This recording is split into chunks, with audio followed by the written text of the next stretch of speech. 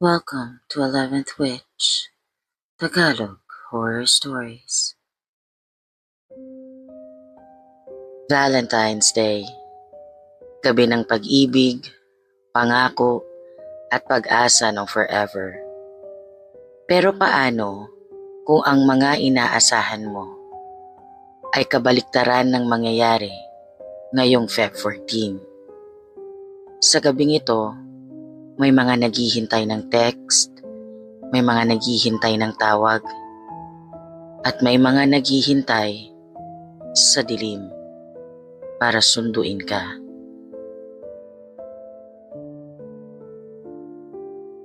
Dinner for two. Hi po, Miss 11. Magandang araw po sa inyong lahat. Ako po si Daniel. May kaibigan po akong subscriber nyo.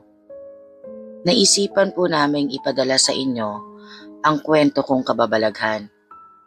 Baka po sakaling mapili nyo para sa channel nyo.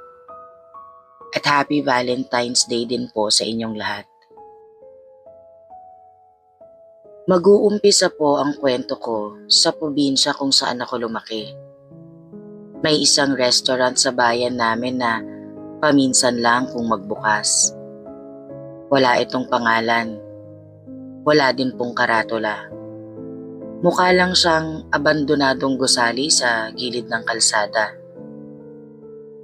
Sa loob ng mga taon, madalas sarado ito.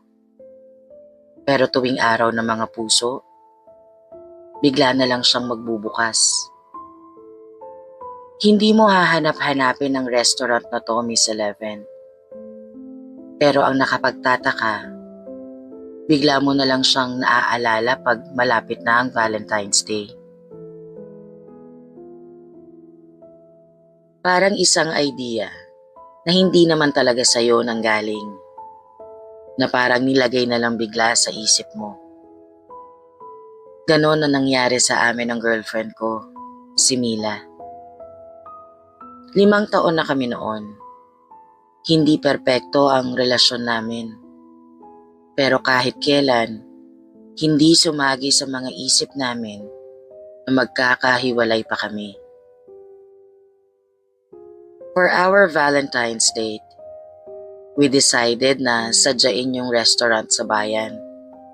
Kahit na alam naman namin na baka sarado yun.